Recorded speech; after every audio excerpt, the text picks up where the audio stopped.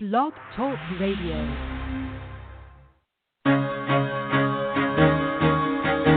Carol the Coach. Sex, love, and relationships. We talk about it here. Carol the Coach. Compassion with contemporary relevance. I am a psychotherapist. I can be your personal life coach, and I can help you with your issues. There are no problems too small or too big. You can talk about anything. Speaker, columnist, radio TV host, and commentator.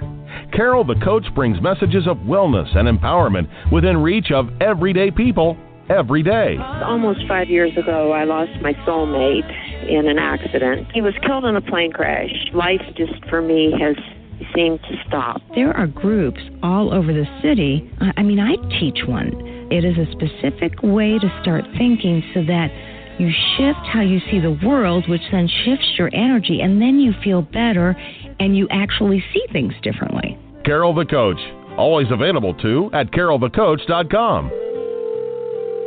Now I've got Russell on the line. I'm 47 years old. I'm a truck driver. I am married. I have a wife in San Francisco. Okay. I haven't been home in 6 months. My thing is, I don't know if I have a sex addiction or what the problem is. Why do I want what I can't have? And as soon as I can have it, I don't want it anymore. You're right on target when you say, I don't know if I have a sexual addiction. Well, guess what? Yes, you do. And you know what? That's my specialty, Russell, so you're at the right place. Continue. I meet women online, and I'm in a different part of the country. I travel all 48 states, so I love sex. I hear self-esteem issues. You never felt good enough, and you didn't feel like you were getting what you should have then, and you're reenacting that now. Do you want to change that about yourself? You get what you need. I got an interesting email this week. He says that I know I have a sexual addiction, and I've listened to your show, and I've heard that there are things that I can do, but I really need a formula to make it work. Well, if you're listening to this show and you are looking for a formula to make sexual addiction better, you're at the right place. You know, I am Carol Jurgensen-Sheets, a.k.a. Carol the Coach, and it is my job to make this as simple as possible. And yet what I know about a process addiction, a.k.a. sexual addiction, is that it isn't simple. The formulas are simple, but doing the work takes a lot of discipline. It takes a desire to change.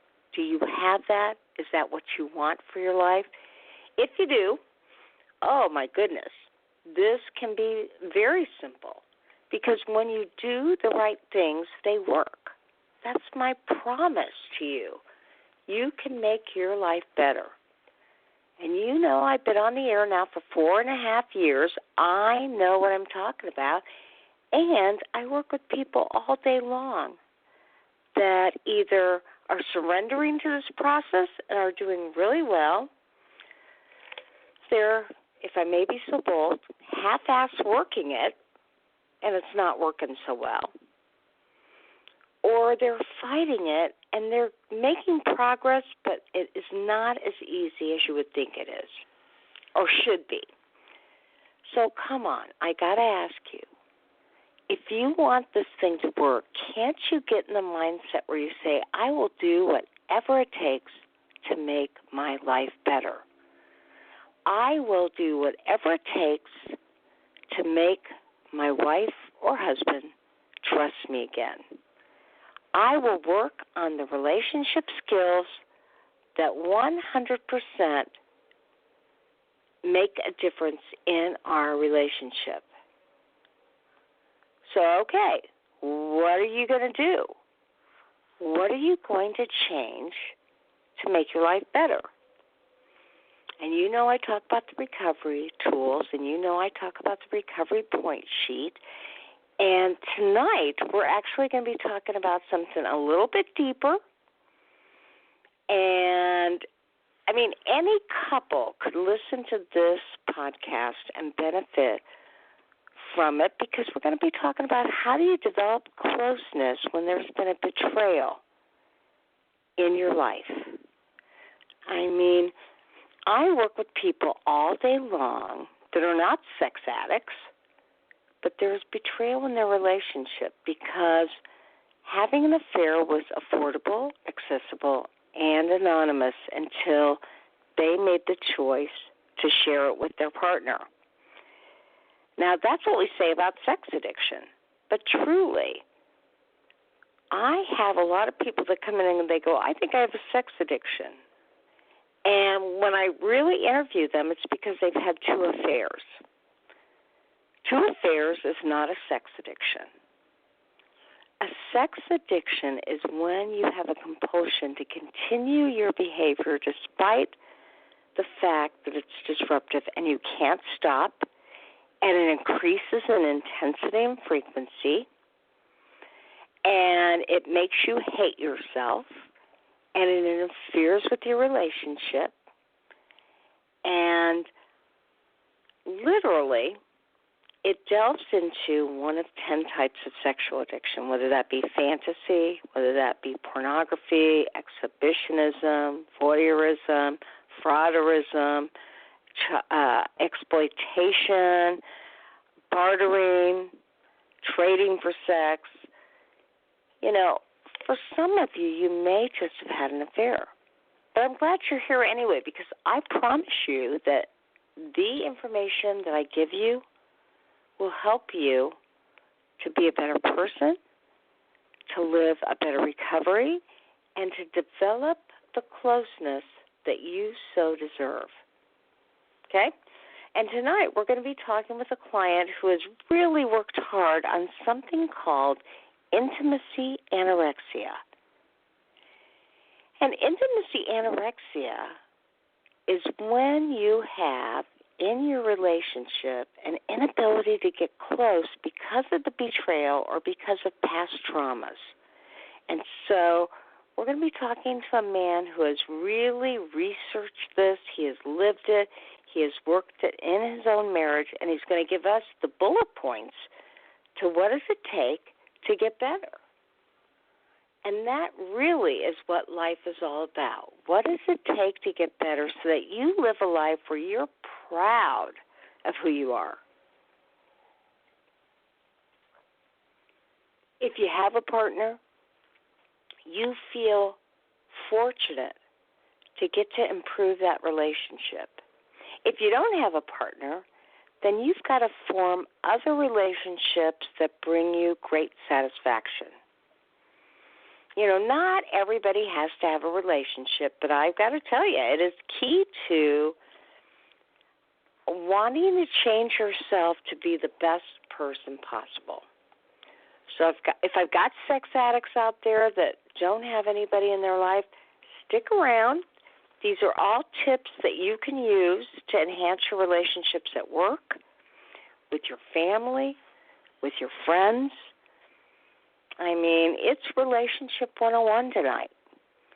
And if you have a loved one that you're working diligently on rebuilding that relationship and making your life better, this is a show that will help you to do that.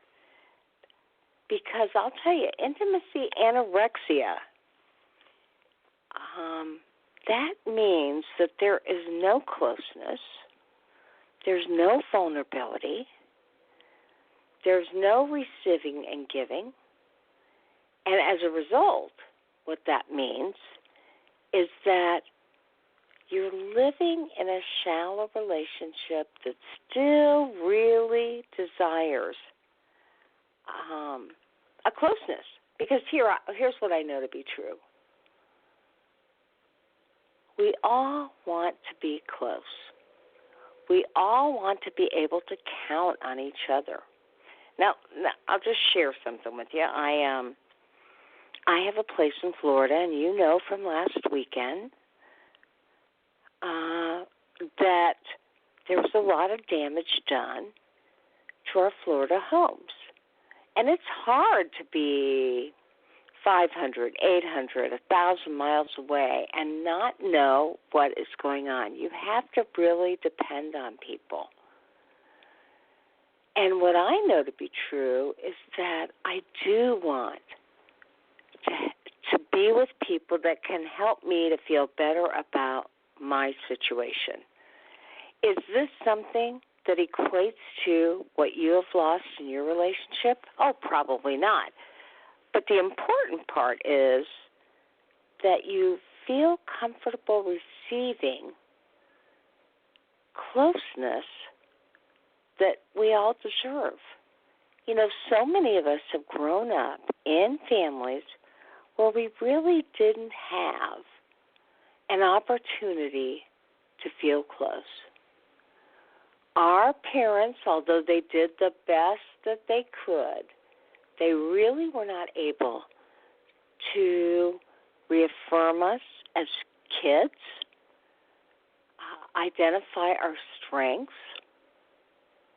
They weren't able to give us what we needed to build strong character. And when that happens, it can be very difficult to know who we are and whether we are deserving of what life has to offer. Now, what I know to be true is that we all deserve, all of us deserve to really take in what people have to offer us. And it's very interesting because that can be very uncomfortable. And the reason is that people don't invest in each other. They really look at surviving on their own. And what I know is that part of living life is really taking in and accepting what people have to offer us. And wow, that is amazing when we can do that. It can feel very uncomfortable for you to accept somebody's praise, for you to accept that somebody would give to you. And yet is the key to life, being able to give and take, and more often than not, to be able to take in all the things that somebody wants to do. You know, I mean, when's the last time you were around somebody who said, wow, I got to tell you, you know, you're amazing, and I so appreciate what you do or who you are or what you have to give. When was the last time somebody sang your praises? That can be very, very difficult to both take in and to be able to accept. You know, our parents have taught us, hey, listen, you need to be humble. And I'm a believer in tooting your own horn. I'm a believer in knowing how we show up in life and accepting everything that people have to give us. I'm going to ask you, what do you think? Are you able to accept what people have to say? Are you able to take it in and believe it about yourself? Because truly, that's what life is all about. It is about knowing your strengths and believing that you really are deserving of that confidence that comes with knowing your strengths. All right. So here's what I'm going to ask you to do. You know that I have oftentimes said to you, hey, you need to own your power. You need to know, what is it about you that absolutely feels good about your sense of self? Because, when we're talking about intimacy, you've got to be able to know how you come to the plate and what you have to offer. And when you do, I promise you that you will have more to offer in your relationship. Now, you don't want to be cocky, and, I know a lot of people say that, hey, sex addicts are narcissistic. They really have inflated senses of self. But what I know to be true is even with narcissism, that means that oftentimes you feel wounded. And as a result, you don't really know where you stand. You don't necessarily know who you are. And the reason is you didn't have that childhood foundation where you could count on people, where you knew what to believe about yourself. And what I want to believe is that you can get that. You really can get that.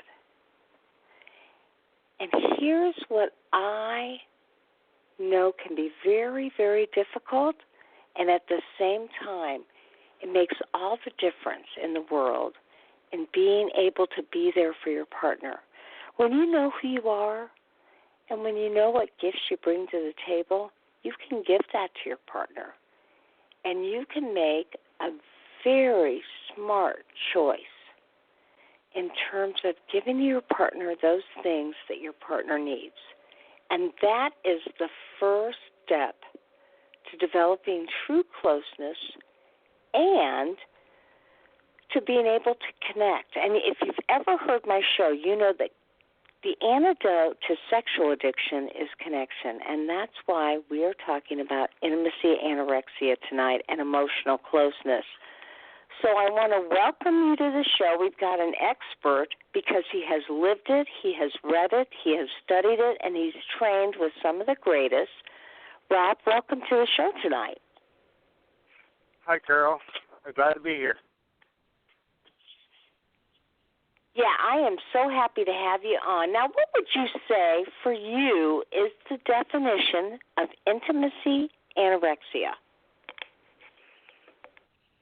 Well, I would say the definition of intimacy anorexia for me is that those people that are in our most intimate relationships, for some reason or another, we don't feel safe with those people, so we create space between them rather than intimacy. Okay, so it makes sense that if we're talking about partners of sex addicts, because they've been betrayed, they don't necessarily feel safe, so they create a distance to protect themselves. And it also makes sense that sex addicts oftentimes don't feel worthy of true love, and so they find all sorts of ways to fill that void, which then creates more of a void that feeds into intimacy anorexia. So can you share a little bit about your story? What contributed to your intimacy anorexia?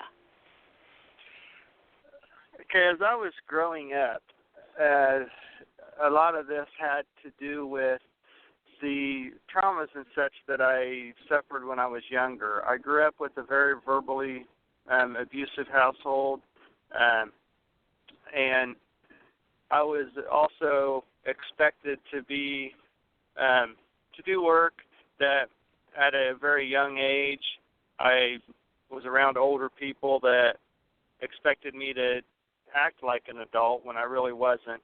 And so there was a lot of pain in my life from people that was very close to me that I wouldn't say they didn't necessarily, they weren't trying to hurt me or anything, but the actions that they took, the words they used, the things they did to me, created a fearful situation where I never felt worthy enough.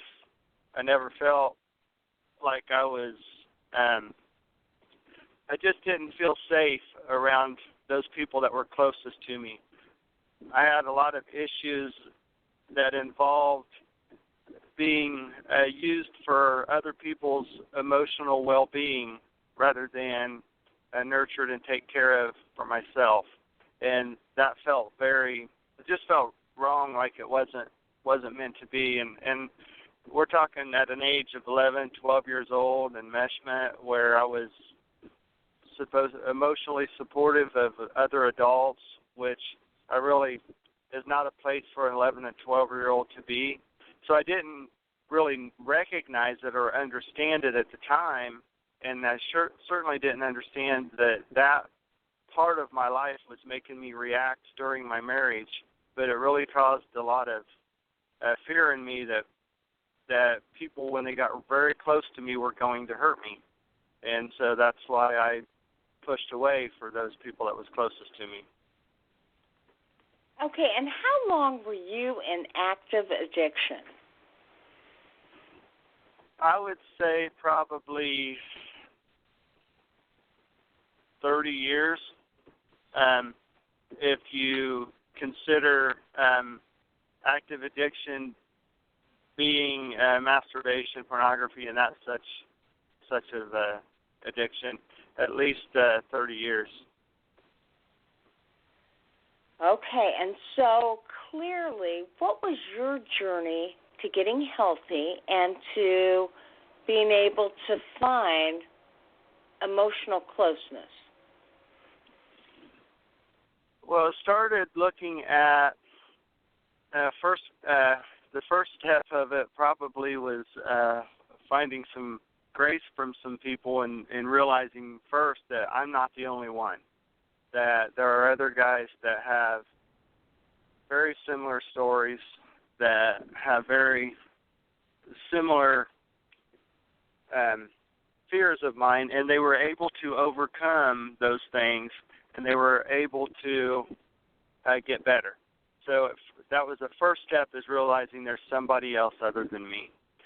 And then the next part of that was doing the deep work to recognize where the fear comes from, and that a lot of those feelings that I had of unsafeness were a lie, that I was worthy of love, that I was worthy of being close to people, and that not everybody that would get close to me is going to hurt me.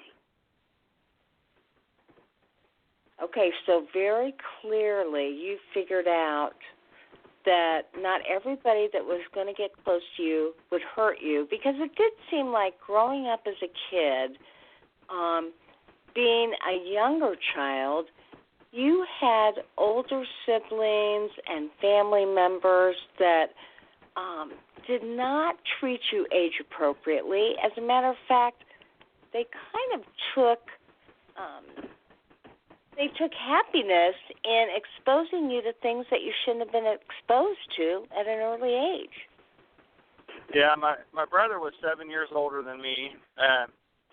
I grew up on a farm, so I was doing my part on the farm when I was 11, 12 years old, driving stuff, tractors, trucks, stuff on the road, taking care of my responsibilities on the farm. And then my brother was in his late teens exposing me to women and drinking, and I was drinking about 14.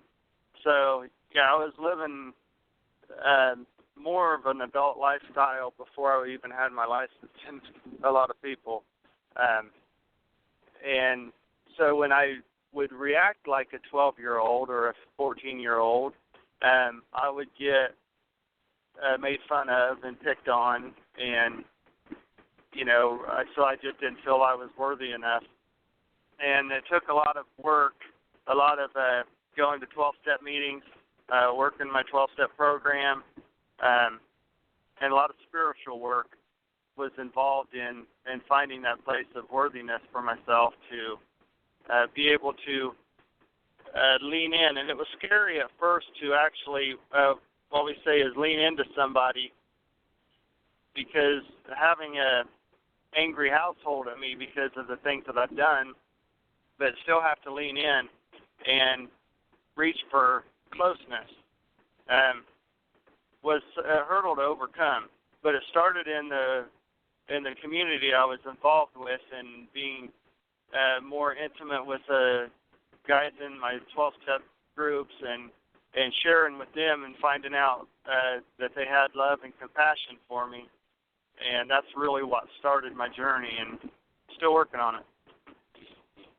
Well, I'm glad you said that, because very clearly we have a lot of single sex addicts that may not be in a partnership, and they may say, well, why would I listen to this show? But truly, when you get with a group of people that care about you unconditionally, they don't judge you, they want to help you, they also want you to help them, you're creating that family of choice that makes a difference in how you feel about yourself and in your sense of safety.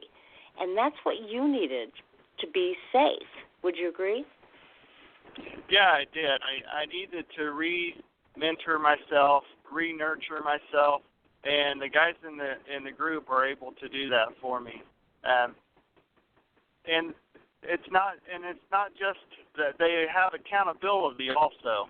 I also needed accountability. So when my thinking wasn't quite right, they could tell me, hey, I think this might not be the right kind of path you want to take. But above and above all of it was the amount of compassion I got from the guys in the community, and the feeling that I was worthy enough to overcome this addiction. Feeling I was worthy enough to lean into intimacy toward people, to open up and to be vulnerable.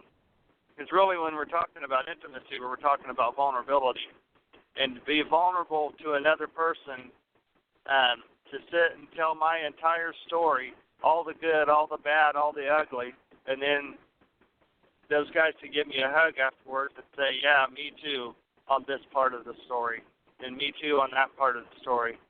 It breaks down barriers that had been up in my life for a very long time. And so, Rob, would you be willing to share what your definition is of vulnerability? Vulnerability to me means to open up and share the entire truth, the whole truth, and everything about the truth with another person without having any motive whatsoever other than to share and open your heart up and pour it out to them. And to not have expectations of how they're going to react, but just open up and share with them. Yeah, and you grew up in a family and among friends and family where you really couldn't be vulnerable. So are you saying the fellowship in SAA or SA helped you to develop vulnerability because these people knew how you felt and didn't judge you and wanted to help you and care about you? Absolutely it does. I grew up in a family that I never cried. I'd get picked on if I did.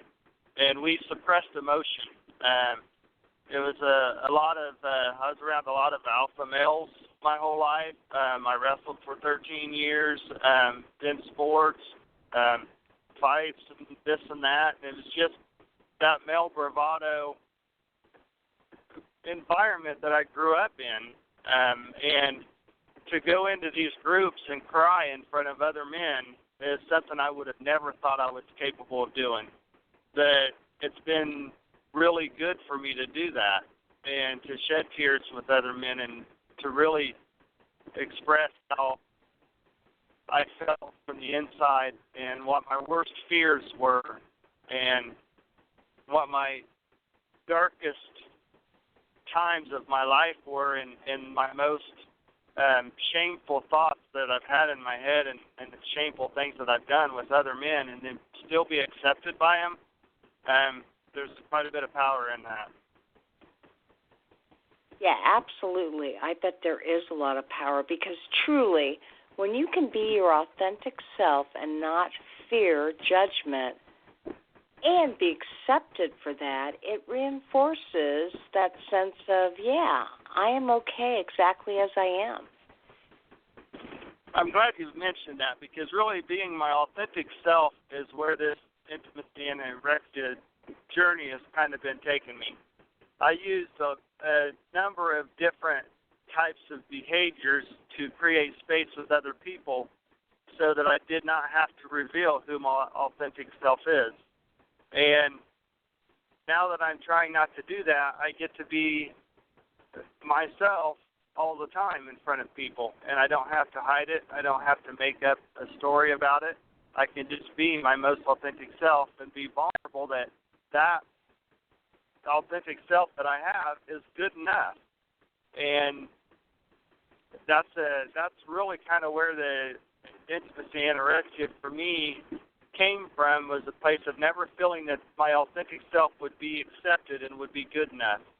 And when you get to that point where you can accept yourself, then you can share with other people. It's still scary at times, but at least I don't have to project any other kind of an image to other people. I am who I am, so to speak. So, of course, I'm going to ask you right now, describe who you are today after, over a couple years of good, solid recovery. I believe myself to be a compassionate person who has a heart that loves other people. And I believe I want to help those people that feel that they've been kind of forgotten by society. I believe I'm fair with people. I believe that my best self is a loving person who chooses to love other people for who they are, even if they're different from me. To be non-judgmental toward people. And I'm a very spiritual person now. I used to not be so, but through this process, I trust my higher power with everything in my life. And so I go to meditation, I go to prayer daily, and, my cornerstone of who my being is my spirituality and where I come from and the gifts that I believe that God's given me. Well, I know that you not only believe in a higher power through your program, but you are very spiritual. Can you go over the 10 recovery tools of your sexual addiction and how you apply them to your life? Well, I have a checklist I do each day. So I pray in the morning. I pray in the evening. For my Intimacy Anorexia, one of the tools I use is what we call our 3 dailies, which I call it here. I do it with my wife if she's available or willing to. But we share 2 emotions of the day. We share 2 feelings, and we 2 praises toward each other, and then we pray together. Another tool I use is I monitor whether I'm hungry, angry, lonely, or tired. I try not to be more than 2 of those things a day. I read recovery material every day. I read something for me I like to read, so I'll read something for fun, whether it's a novel or something else. Along with my recovery, I read every day. I also journal every day, and I also work my STEP program every day. I self-nurture. I find something to do every day that is self-nurturing, and sometimes that is just, reading a novel, could be self-nurturing. Watching a movie could be self-nurturing. Sitting back and closing my eyes and listening to my favorite kind of music is something that's self-nurturing. But I try to find something to do, and it's different for everybody. You got to find your own thing that makes you feel good. And I try to do that each day, and I monitor all that stuff every day. Okay, so now, how did you learn about Intimacy Anorexia, and what are the steps that you take to really work on that with your spouse? Well, I went to an intensive in Colorado with Doug Weiss, and me and my wife went there for 5 days. We each had sessions with him and then did some work together. That's where the 3 dailies came from, the 2 feelings we share a day, 2 praises we share a day, and then we pray together. That's something that we've worked on with each other. I don't run away anymore when she has emotional issues she wants to deal with. I lean into it. I listen to her. We worked on that. And I read his book about Intimacy Anorexia, and I'm currently working through his steps with a call-in meeting out there. And I'm treating it as any other addiction it is, and I'm working my 12 steps through it and putting the same process to that I put through the sex addiction. And so he's got a workbook I work through, and there's exercises about sharing vulnerability with my spouse, telling her my fears, telling her when I'm upset, but also telling her what brings me joy and the things that I like. Okay, and so clearly that's part of that vulnerability. When you share things that are important to you or things that bring you joy, you're sharing that part of yourself that she may not understand or that she may laugh at, and you're just taking that risk because it is who you are. Yeah, I used to really be worried that some of the things that I would admit that she would laugh at them or think that's stupid, But I get to be stupid if I want, and I found that that's not really been the case at all. When I've shared things like that with her, she's been more than supportive of those things. Yeah, I get that. And so when you did this Intimacy Anorexia workshop with Doug Weiss, you had to read the book, and then you were given certain tools, and you called them the dailies. And would you go over them again? Tell our listening audience what kinds of things you share with each other and how you do that. Okay, so we'll take an example, and I'll do one of these.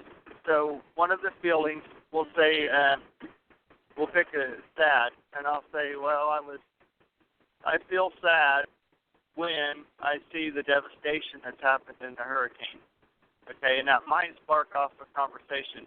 But then I follow that up with something from the past, from before I was 18 years old, and I say, well, I first remember feeling sad when I was a little boy, and my favorite dog, Scooter, died. And those sharing those feelings sometimes create good conversations with us about emotions, because I really didn't know how to talk about emotions. And hard to believe I was married for that long and didn't know how to talk about emotions, but that's true. And then when I would praise something, I would tell her something, I really like it, when you take our daughter to school every day so that she doesn't have to ride the bus, and you're always there for her every day to pick her up. So I would share something that's a genuine praise for something that I appreciate about her. Yeah, and then we would pray together. Oh, you pray together. Okay, say a little bit about that. Well, I found the longer we did our dailies, I would find out more about her when we prayed together than anything else. Because for some reason, when we speak to God, we speak the truth. And so, to me, I love that part of it, and it was very insightful for me.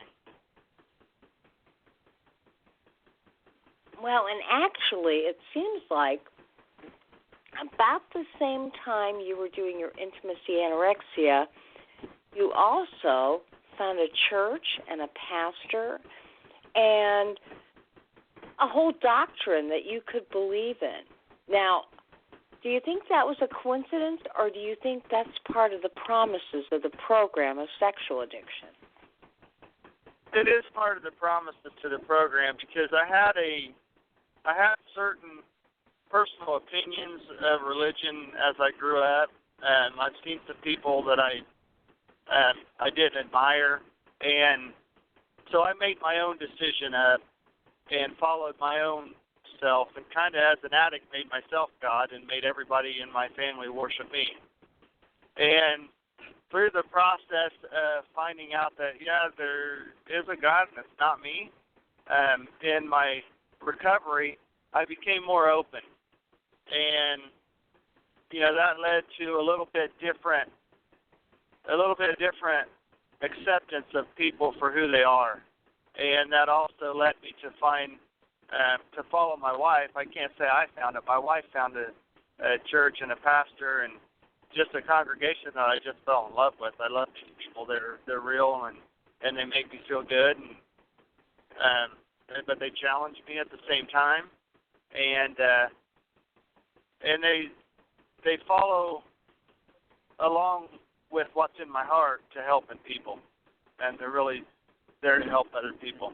And so that all kind of happened because of my willingness to be open, and because of the work I did with Doug Wise and the willingness to be vulnerable. I was able to open up to the pastor and the youth minister and be vulnerable and actually tell them my story. And I got a level of acceptance that I never would have got if I wasn't totally vulnerable. And, I know that truly, I said that the antidote for sex addiction is connection, but the ultimate connection is with a higher power. And although you really did believe in a higher power, it's been so rewarding to see you get to be with a group of people who encourage that in a different way than your fellowship through SAA. So it's like from every different direction, you're getting reinforced to develop your relationship with your higher power, which combats intimacy anorexia. Because if one thing we know to be true is with your higher power, you can absolutely be exactly who you are. Yeah, and I found a lot of grace for who I was. And one of the things about all addictions is isolation in it. And I didn't recognize, what I found out in Colorado is, I addressed my sex addiction first, and then I found out about my problems with intimacy later. But what I really found out that my problems was the intimacy. The core addiction, I would say, for me is my intimacy anorexia, and the intimacy was what kept me isolated, and that isolation created a lot of problems that led to the sex addiction.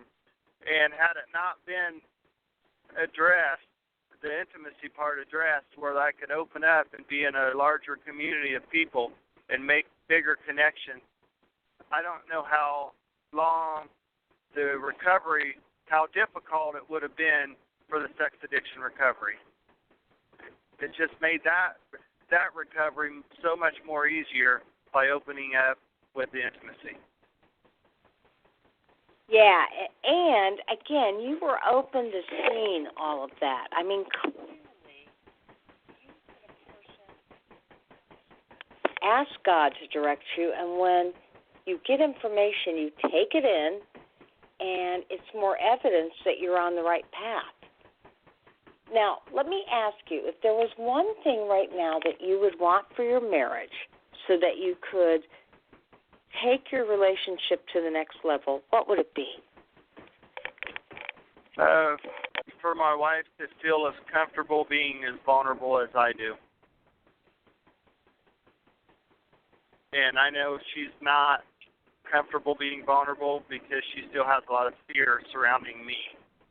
And it's justified. I caused it. But yeah, that would be my one wish, is that she would feel as safe being vulnerable as I do. Okay, and so someday, if you keep plugging away at this, there is a chance that she'll experience that, and then you can have that really deep connection, because obviously when somebody becomes vulnerable and they're willing to trust, that connection deepens. Now, that's on a good note. What happens if a significant other, a relationship, just isn't in that same place? They can't do that. Then how would you reckon that? I'm not sure. I'm not there yet. I have faith that God can do great things. The bottom line is I have to still be me regardless. Even if the relationship doesn't survive, I still have to lean in. Like I said, when my wife doesn't feel safe enough to do our dailies, I do them with a peer, with someone in the group. I still do my dailies. And even if I don't have anybody, I write them down. I still reach out to people. I'm still vulnerable. And I still stay in connection with people, and I don't go back to isolation. So that would be my answer for that. Well, I love that, because let me tell you what I believe. I believe that when you're doing the work that you're supposed to, and you are accessing the tools that you have available to you, and like you said, if your wife's not available, you still do the work, but you do it with somebody else. And what we know is that amygdala, back in the back of the brain, that primal area, it really doesn't know the difference. So it doesn't, even though you consciously know, I'm not talking to my wife right now, I'm talking to my buddy. The amygdala doesn't know that. So your relationship skills get stronger and stronger and stronger. And that's really what you want to do to evolve into the person that you want to be. And you've worked really, really hard at that. And here's what I also think. I truly believe that you're going to get what you need because you're working it. And the more you work it, the more I believe God will work in your favor and will figure out how to get you what you need. We hope it's with your wife. I mean, that's the most sacred relationship that you can have. And I know you love her dearly and deeply, and you want it more than anything with her. And she's an amazing person. We won't violate any of her confidentialities, but truly, she's been through a lot, and she and you are on different paths, and it takes people different amounts of time to grow. And so you're just going to keep the faith that God is taking you forward and taking you that next right step.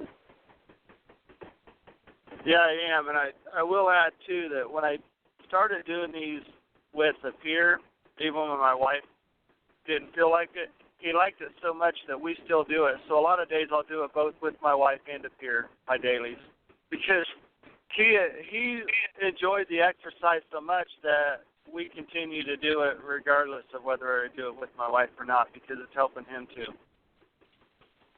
Wow.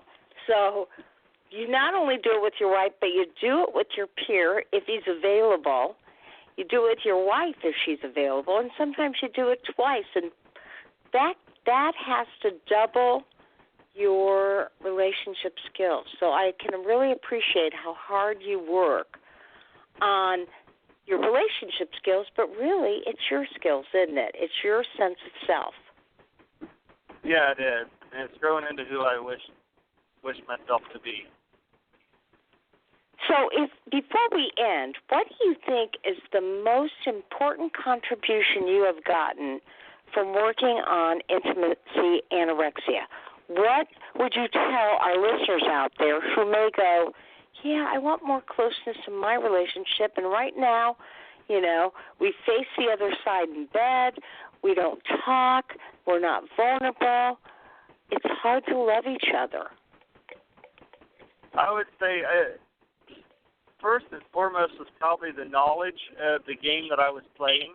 I didn't even recognize the game I was playing, but I would blame her for things. I would criticize. I would withhold love. I would withhold sex. I was doing a lot of different things, and everybody was wanting to focus on behaviors. But what I found out was the name of the game is space. It doesn't matter what the behavior is. If you're creating space between you and your spouse, you're doing intimacy anorexia. And it's like all of the tactics and all of the behaviors are the plays, but the game you're playing is creating space. And so the biggest thing that I've learned is I've heard the term of leaning in, but what I really found to be true is that there's a number of behaviors you can do that create space between you and your spouse. And if that's what you're doing, you're not helping your relationship. That the actions that you take should create closeness, and to remember that it's space is the game. It's not the behaviors, it's the creating space. That's really what you got to look at. And so when you do something, you think, well, I'm okay. This isn't bad. Ask yourself, did what I do create space between me and my spouse, or did it bring us closer together? And that's really kind of the measuring stick to put things up to. Well, absolutely. And when you say creating space, what would that look like? I don't talk to my wife off a word, and so she feels that she did something wrong, or she wasn't in a good enough mood for me, or I say something that makes her feel like I blame her for something, and so she gets mad, and then I get to be the good guy because she got mad and yelled at me, and I didn't say anything that was really bad.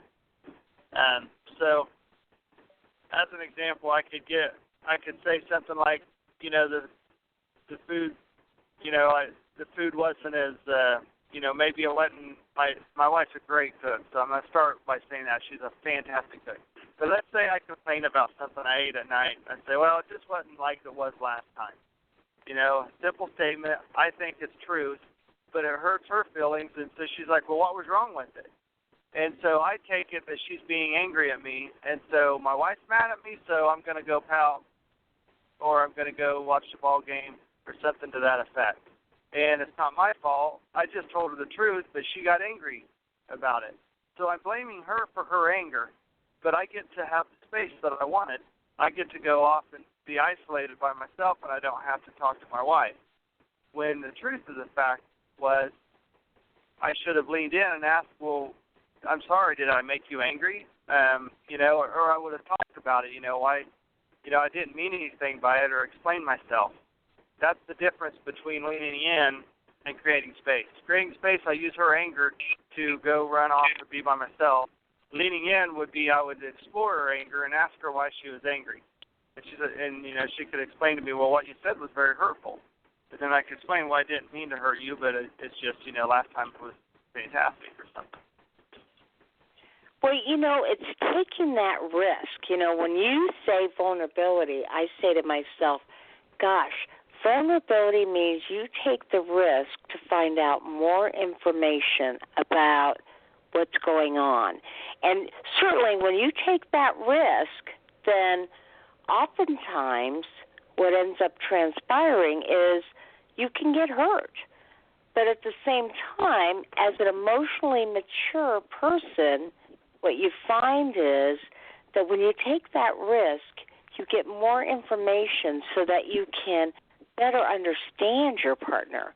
And it's not as much of a risk as it feels like it could be. And that is really what you have learned in your relationship with your wife. Would you not agree? Yeah, I agree with that, because the risk would be she would be angry, and I would ask her about her anger, and she would say, because you're a jerk, and that would be hurtful to me.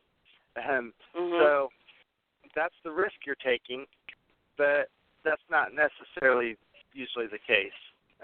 But those were past hurts from me that I have to overcome. Yeah, and again, those hurts occurred way before you even met her. Yeah, absolutely. They have nothing to do with her.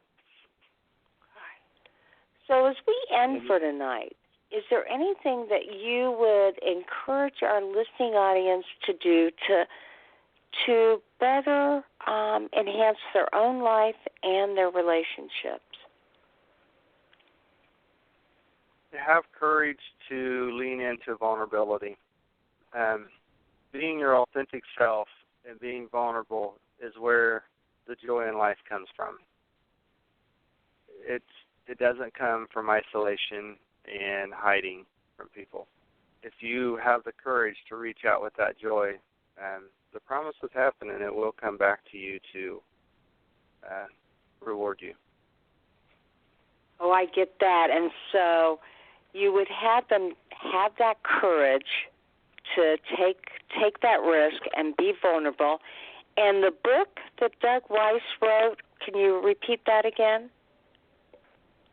I believe the title of it is Intimacy Anorexia. You got it. If you go into heart-to-heart counseling, it's all on there. Okay, and that is Doug Weiss's counseling site. And you actually spent how many days with him? 5 days. Okay, and that was with your wife? Yes, both of us were out there together. And I've had several clients who have done his retreat, and wow, it's been a game changer in terms of how people relate to each other. And that's what life's all about. It's leaning into that closeness and taking those risks and being vulnerable. So, Rob, I thank you so much for sharing your wisdom with our listening audience tonight, and I wish you the best in terms of your relationship with yourself, with your fellowship, with your wife, with your kids, and really with your higher power. Well, thank you very much. It's a pleasure being on tonight. All right. You take care and have a great one.